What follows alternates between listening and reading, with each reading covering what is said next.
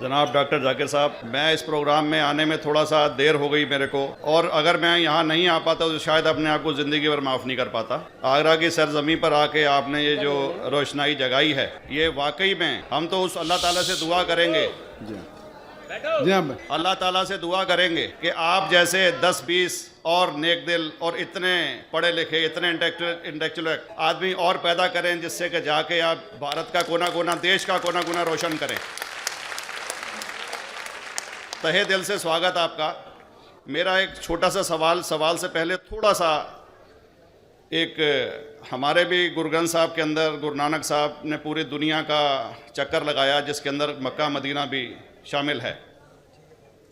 और जैसा कि एक सवाल इससे पहले हो चुका है कि गैर मुस्लिम जो है मक्का मदीना में अलाउड नहीं, या वहाँ का कैंटोनमेंट जो है अलाउ परमिशन नहीं देता।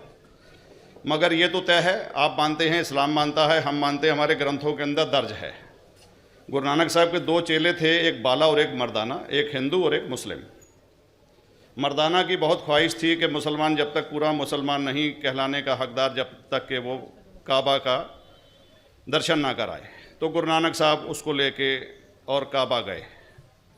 हमारे ग्रंथ के अंदर जो दर्ज है कि जब वो वहाँ पहुँचे, उन दिनों बहुत लंबा ये किस्सा है, 1 साल लगता था, और वो रूट सारा उसका वर्णन है। और वहाँ जब मक्का, जो मस्जिद के बाहर साथ ही एक दीवार थी, जहाँ पर के भारत के जो मुसलमान दर्शन करने जाते थे काबा के, वो उनको वहाँ ठहराया जाता था। वहाँ की देखभाल जो करता था वो मुल्ला जीवन करता था। जब गुरु नानक साहब अपने चेलों के साथ में वहाँ पर पड़े थे, तो सुबह जब मुल्ला जीवन वहाँ की सफाई करने के लिए आया, तो उसने देखा गुरु नानक साहब के जो पैर थे वो काबा की तरफ थे। वो गुस्से में चिल्लाया कि ये कौन काफिर है जो कि काबा की तरफ पैर करके पड़ा है, और उसने गुस्से के अंदर आके उनके पैरों को झटका दिया, दूसरी तरफ किया।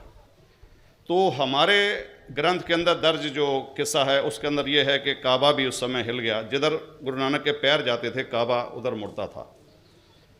तो वो ज़ोर से चिल्लाया, ये कोई हज़रत है, ये कोई औलिया है। तो उस समय के जो काजी थे मक्का के, काजी रुकनुद्दीन साहब थे, और शाह शरफ, कई हस्तियों के नाम हैं उसमें। तो मैं ये जानना चाहता हूँ कि ये वर्जन को आप मतलब एग्री करते हैं, और करते हैं तो इसका हमारे मुस्लिम ग्रंथों के अंदर किस तरीके से उल्लेख है, ये कृपया बताएं। भाई साहब ने एक सवाल पूछा अपने गुरु ग्रंथ साहिब के मुतालिक, और अल्हम्दुलिल्लाह मैं भी गुरु ग्रंथ साहिब पढ़ चुका हूँ। और जिस तरीके से, क्योंकि वक्त मुख्तसर सा होने की वजह से मुझे वक्त नहीं मिला कि गुरु ग्रंथ को भी कोट करूँ। आपका सवाल का जवाब देने के पहले मैं आपसे ज़्यादा चाहूँगा कि इवन गुरु ग्रंथ की किताब पढ़ेंगे आप, ग्रंथ जिसे अधिग्रंथ कहते हैं, और कोई सिख से पूछेंगे कि खुदा का तसव्वुर क्या है, सबसे बेहतरीन जवाब कोई सिख दे सकेगा, वो आपको कोट करेंगे जापू जी, जो गुरु ग्रंथ साहिब अधिग्रंथ के सबसे पहले चैप्टर है, सबसे पहला श्लोक, जिसके कहते हैं जापू जी। इसके मानी है कि God is true, he is only one, he is not begotten and is free from fear and want. क्योंकि मैंने अंग्रेजी में पढ़ा हूँ, इसलिए मैं अंग्रेजी में उसे कह रहा हूँ कि खुदा एक ही है, वो हक है, और वो ना किसी को जना है ना किसी को जनेगा, और वो इमॉर्टल है, ना कभी मर सकता है। और इसको सिखिज्म में जो खुदा को कहते हैं Omkara, in manifest form he is Omkara, and unmanifest form he is एक ओमकारा। और कई इसके एट्रीब्यूट्स है, मिसाल के तौर पे परवरदिगार, अकल, और उसे रहीम कहा गया है, Wahe Guru as one God कहा गया है, और it is strictly against idol worship and अवतारवादा। भाई साहब का सवाल था कि उनने ग्रंथ में पढ़ा कि गुरु नानक साहब मक्का के, और उनका पैर काबा की तरफ था, और कोई मौलवी ने पैर को हिलाए और काबा हिल गया। क्योंकि ये age of science and technology है, अगर कोई चीज़ जो किताब हज़ारों साल पहले लिखी गई है, 10,000 साल या 4,000 साल, तो शायद उसके बारे में हिस्टोरिकल रिकॉर्ड मिलना मुश्किल है। हालांकि इवन जीसस क्राइस्ट के बारे में 2000 साल हिस्टोरिकल रिकॉर्ड है, क्योंकि सिखिज्म जो एकदम नया मज़हब है, जितने मज़ाहिब के मुकाबले हिंदुस्तान में नया है। कुछ सैकड़ों साल पहले 15th सेंचुरी में, toward the end of the 15th century, Guru Nanak साहब जो पंजाब के थे, ये मज़हब तो कायम हुआ हार्डली 400-500 ईयर, 400-500 साल।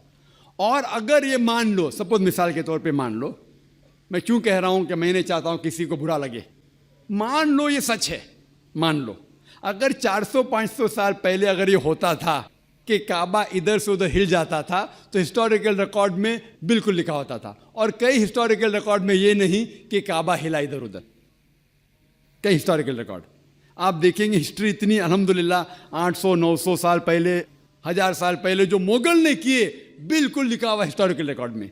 तो ये कहना कि गुरु नानक साहब वहाँ गए और काबा हिल गया, ये बिल्कुल साइंस के खिलाफ है, क्योंकि साइंस में कोई भी रिकॉर्ड नहीं है, वहाँ के देश के रिकॉर्ड में कहीं भी नहीं कि काबा हिला।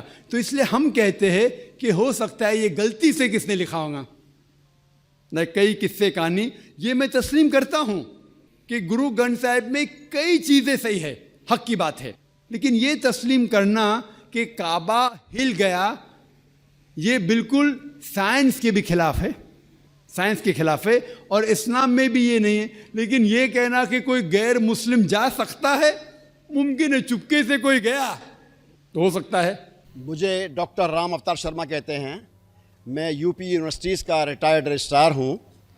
जाकिर साहब, आपके विद्वत्तापूर्ण भाषण से, तकरीर से हाजरीन के दिल और दिमाग पर जो इस्लाम के प्रति श्रद्धा और आस्था जागृत हुई है, उसके लिए सारे हाजरीन की ओर से मैं आपका शुक्रगुजार हूँ, आभारी हूँ और आपका अभिनंदन करता हूँ। इस्लाम बहुत सशक्त है और उसको परिभाषित जो आपने आयतों से उनकी संख्या नंबर दे कर के, वेद और पुराणों के संख्या उनके नंबर दे कर के जो सिद्ध किया है खुदा के एक होने के बारे में, वो हमारे दिल और दिमाग पर उतर गया है। मैं सारे संसार में शांति लाने के लिए इस्लाम को बहुत काबिल और सशक्त समझता हूँ। दुर्भाग्य से बिन लादेन इस्लाम के सिद्धांतों को छोड़ करके जो मानवता का रक्त बहा रहे हैं, निर्दोष लोगों के प्रति मार रहे हैं, आपका संगठन उनको राह पे लाने के लिए कुछ प्रयास क्या कर रहा है? धन्यवाद।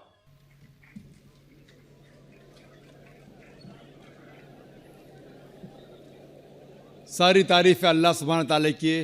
जो भी भाई साहब ने कहा, हमारे भाई राम साहब ने जो कहा, सारी तारीफ़ अल्लाह सुब्हान ताला की है। आखिर में उसने एक सवाल किया कि अफसोस है कि बिन लादेन जैसे लोग, कितने लोग का खून बहा रहे, आप कुछ कर रहे हैं उन्हें सही रास्ते पे लेके आने के लिए।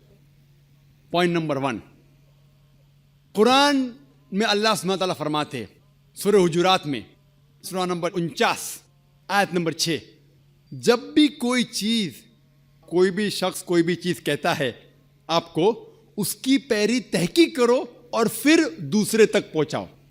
जहां तक के बिन लादेन का सवाल है, मैं ना उन्हें मिला हूं, ना मैं उन्हें जानता हूं, ना वो मेरा दोस्त है, ना मेरा दुश्मन है। लेकिन अगर मैं बिन लादेन के बारे में कहूंगा बीबीसी और CNN को सुन के, तो बिल्कुल गलत होगा, इस्लाम के खिलाफ होगा।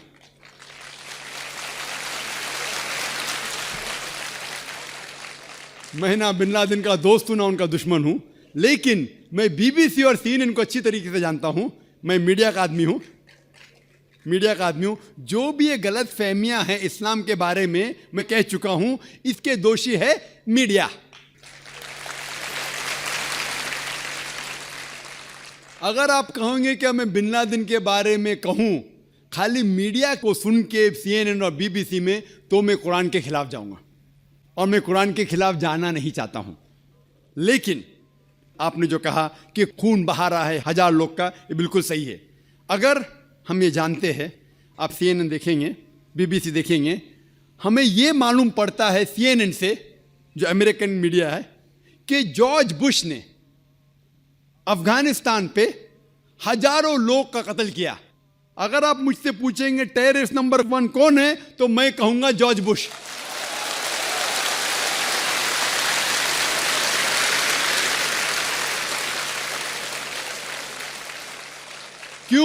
क्यों मैं कहता हूं इस्लाम मुझे इजाजत देती है? क्यों? उसका CNN स्टेशन है, और जो सबसे ताकतवर मुल्क दुनिया में अमेरिका सबसे कमजोर मुल्क अफगानिस्तान के ऊपर हमला करता है, हजारों लोग का कत्ल करता है। ये किधर का अमन है? क्या war on terrorism? War on terrorism किधर? War on terrorism? ये लोग को बेवकूफ बनाया जा रहा है। मान लो, सपोज मिसाल के तौर पे मान भी लो, क्या बिन लादेन ने कुछ गलत काम किया? बिन लादेन ने 11 सितंबर को वर्ल्ड ट्रेड सेंटर में प्लेन डाला, मान लो मिसाल के तौर पे, मान लो सही भी है। अगर ये सही भी है कि बिन लादेन जाके अफगानिस्तान में छुपता है, कौन इजाजत देता है जॉर्ज बुश को हजारों अफगान की जान लेने के लिए? कौन इजाजत देता है? ये तो सिर्फ दाव पेज है पॉलिटिक्स का। अगर आप पढ़ेंगे अमेरिकन साइट के ऊपर, इंटरनेट पे जाएंगे, तो कितने अमेरिकन लोग ने कहा कि ये वर्ल्ड ट्रेड सेंटर को किसने गिराया? कितने हाइपोथेसिस है। मैंने कहता हूं कौन सही है। कितने हाइपोथेसिस में यह भी लिखा है कि जॉर्ज बुश ने खुद किया। मैं नहीं कहता, अमेरिकन लोग कहते। मैं ये नहीं कहता हूं कि ये जो लिखा है सही है। ये सही भी हो सकता है, गलत भी हो सकता है, इसकी तहकीक मैं नहीं किया हूं। लेकिन ये जानना जरूरी है, अगर आप मीडिया की बराबर जांच पड़ताल करें, तहकीक करें, तो ये पॉलिटिशियन लोग अपने वोट के लिए किस तरीके से इंसान की जिंदगी से खिलवाड़ करते हैं। मिसाल के तौर पे अभी इराक में Saddam Hussain, weapons of mass destruction. देखो, मैं सद्दाम हुसैन का भी दोस्त नहीं हूं। अफसोस होता है कि जो चीज़ वो कर रहे इस्लाम से कई दूर है। वो इस्लाम के नाम के ऊपर मेरे हिसाब से, जो मैं जानता हूं उनके बारे में, कलंक है। वो अलग बात है। लेकिन फिर भी उसके खिलाफ जो जॉर्ज बुश ने कहा, वेपन ऑफ मास डिस्ट्रक्शन, कितने महीने हो गए, एक भी वेपन मिला? नहीं मिला। खुद अमेरिकन इन्वेस्टिगेशन कह रही है क्या जानबूझ के इन लोगों ने अटैक किया इराक के ऊपर, अफगानिस्तान के ऊपर, ऑयल के लिए। तो आप मुझसे कहेंगे कि मैं क्या कोशिश कर रहा हूं कि जॉर्ज बुश तक के पैगाम पहुंचाऊं। कई लोग कहते, जब मैं तकरीर करता हूं, कि कई मुसलमान कहते कि या अल्लाह सुब्हानहू व तआला जॉर्ज बुश को मौत दे। मैं ये नहीं कहता हूं। अगर आप पढ़ेंगे तारीख मोहम्मद सल्लल्लाहु अलैहि वसल्लम की जिंदगी के बारे में, जो 2 शख्स जो इस्लाम के मुखालिफ थे, दोनों का नाम था उमर। मोहम्मद सल्लल्लाहु अलैहि वसल्लम ने ये दुआ की कि दोनों में से एक उमर को हिदायत दे। तो मैं भी दुआ करता हूं कि जॉर्ज बुश को अल्लाह ताला हिदायत दे। जो शख्स इतना ताकतवर है, इस्लाम के खिलाफ काम कर सकता है, अगर अल्लाह उसे हिदायत दे तो इंशाअल्लाह इस्लाम के लिए कितना फायदेमंद हो सकता है।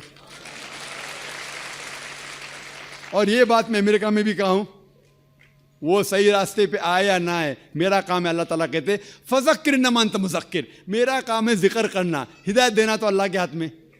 अगर आप देखेंगे कि अनफॉर्चुनेटली, अफसोस की बात है कि मीडिया के जरिए कितनी गलत फहमियां फैलती है।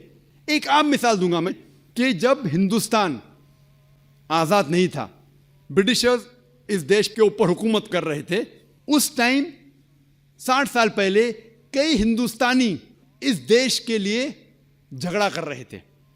सही है कि नहीं? झगड़ा कर रहे थे। लेकिन ये लोग जो अपने देश की आज़ादी के लिए झगड़ा कर रहे थे, ब्रिटिशर्स लोग उन्हें कहते थे टेररिस्ट, दहशतगर्द। लेकिन हम आम हिंदुस्तानी कहते थे कि वो है देशभक्त, पेट्रियट। सेम इंसान सेम काम कर रहा है, लेकिन 2 लक़ब, 2 डिफरेंट लेबल्स। अगर आप ब्रिटिशर्स के नजरिए से वाकिफ है कि उन्हें हक है हिंदुस्तान के ऊपर हुकूमत करना, तो आप बेशक कहेंगे कि ये जो लोग थे भगत सिंह और जो लोग देश के लिए झगड़ रहे थे, उनको आप कहेंगे टेररिस्ट, दहशतगर्द। लेकिन अगर आप हिंदुस्तानी के नजरिए से वाकिफ है और ये तस्लीम करते हैं कि ये जो ब्रिटिशर्स लोग हैं तिजारत करने के लिए हिंदुस्तान में आए थे, उन्हें कोई हक नहीं हम पे हुकूमत करना, आप कहेंगे कि ये लोग देशभक्त थे, दहशतगर्द नहीं थे। सेम आदमी सेम काम कर रहा है, 2 डिफरेंट लेबल्स। तो इसीलिए लेबल देने के पहले हमें यह तहकीक करना चाहिए वो किसके लिए झगड़ रहा है। लोग मुझे पूछे कि बॉम्ब ब्लास्ट करना सही क्या गलत है? गलत है, आमतौर पे गलत है। मैंने कह चुका हूं मैं तकरीर में, अगर कोई भी इंसान एक दूसरे इंसान का कत्ल करता है सिर्फ 2 वजह के लिए, अगर न कातिल हो या इस धरती पे फसाद फैला रहा है, इस 2 वजह के अलावा कोई भी इंसान दूसरे इंसान का कत्ल करता है, वो ऐसा है कि सारे इंसानियत का कत्ल कर रहा है। लेकिन हमें ये देखना चाहिए कि हमारी तारीख ये कहती है कि हिंदुस्तान में भी कई लोग थे जो आज़ादी के लिए झगड़ रहे थे, लेकिन इनको ब्रिटिशर्स ने कहा दहशतगर्द। उसी तरीके से आज मैं ये नहीं कह रहा हूं कि बिन लादेन अच्छा है क्या खराब है, मैं ये नहीं कह रहा हूं कि वो अच्छा इंसान गलत है, अल्लाह वाला मैं नहीं जानता हूं, तो मैं ना उन्हें सपोर्ट कर रहा हूं ना बिन लादेन के खिलाफ जा रहा हूं, लेकिन उसे गलत कहने के पहले मुझे प्रूफ चाहिए। जब अफगानिस्तान ने कहा जॉर्ज बुश से, क्या मुझे प्रूफ दो क्या उसने वर्ल्ड ट्रेड सेंटर को तबाह किया है, वो प्रूफ दे रहे किसको? टोनी ब्लेयर को। प्रूफ दे रहे किसको? मुशर्रफ को। अरे भाई प्रूफ दो अफगानिस्तान को ना। क्या प्रूफ मिला? एक पासपोर्ट, जो इतने धमाके में पासपोर्ट जलाने। तो एक जोक है कि अगले बार यूएसए आर्मी में जो यूनिफॉर्म बनाएंगे पुलिस वाले, वो ये पासपोर्ट का बनाना चाहिए, तो क्या तबाह नहीं होगा? आप ऐसे चुटकुले बहुत पढ़ेंगे, इंटरनेट के ऊपर जाएंगे। तो मैं ये कहना चाहता हूं कि किसी को दोषी ठहराने के पहले हमारा ये फर्ज है कि जाने कि किस लिए वो जिद्दोजहद कर रहा है। होप ये आपके सवाल का जवाब